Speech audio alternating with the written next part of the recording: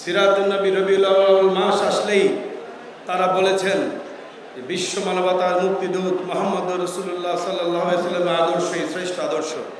তার আদর্শের মাধ্যমে রাষ্ট্র পরিচালিত হলে সেই রাষ্ট্রে শান্তি আসবে, এটি যখন যিনি সরকার থাকেন তারা বলেছেন। জাতীয় সিরাত উদযাপন কমিটির আয়োজনে রাজধানী ঢাকার সোহরাওয়ার্দী উদ্যানে জাতীয় সিরাত মাহফিল অনুষ্ঠিত হয়েছে।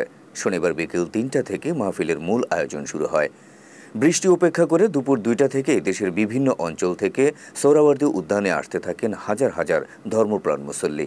সন্ধ্যার আগেই কানায় কানায় পূর্ণ হয়ে যায় ওয়াজের ময়দান।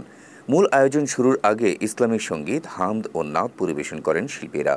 মাহফিলে প্রধান অতিথি হিসেবে উপস্থিত ছিলেন আন্দরকিল্লার শাহী জামে মসজিদের খতিব আওলাদে রাসূল আনোয়ার হোসাইন তাহের আল জাবের আল মাদানী। সম্মানিত অতিথি হিসেবে উপস্থিত ছিলেন সৈয়দ কামাল উদ্দিন আবদুল্লাহ জাফরি, মাওলানা মুসাদ্দিক বিল্লাহ আল মাদানী, ডক্টর মুফতি আবু ইউসুফ খান, প্রফেসর ডক্টর আব্দুস সামাদ, কামরুল ইসলাম সাঈদ আনসারি, মাওলানা মোশাররফ হোসাইন সহ দেশবরেণ্য অন্যান্য ওলামায়ে কেরামগণ। মাহফিলে বক্তারা দীর্ঘদিন পর খোলা আকাশের নিচে স্বাধীনভাবে মাহফিল করতে পারায় মহান রাব্বুল আলামিনের দরবারে শুকরিয়া আদায় করেন। পরে কোরআন ও হাদিসের আলোকে দ্বীনি আলোচনা করেন বক্তারা। আজকের এই সিরাত মাহফিলে আল্লামা সাঈদীর থাকার কথা ছিল। খুনি হাসিনা তাকে পরিকল্পিতভাবে হত্যা করেছে। আমরা খুনি হাসিনার বিচার চাই। আপনারা চান না? তাহলে আমরা অন্তর্বর্তীকালীন সরকারের কাছে আবেদন করছি, শেখ হাসিনাকে ভারত থেকে ধরে এনে এই ট্রাইব্যুনালে তার বিচার করে ফাঁসি দিতে হবে।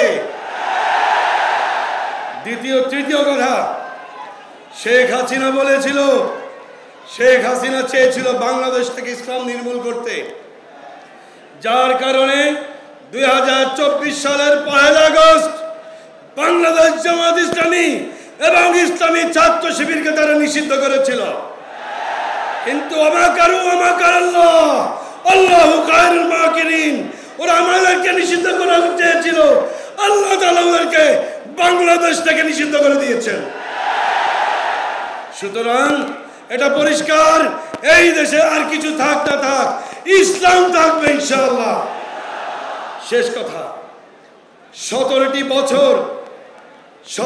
বছর বুক ভুলে বুকের সমস্ত শ্বাস দিয়ে স্লোগান দিতে পারিনি। আজকে একটা স্লোগান দিতে চাই, লিল্লাহে তাকবীর, লিল্লাহে তাকবীর। আসসালামু আলাইকুম।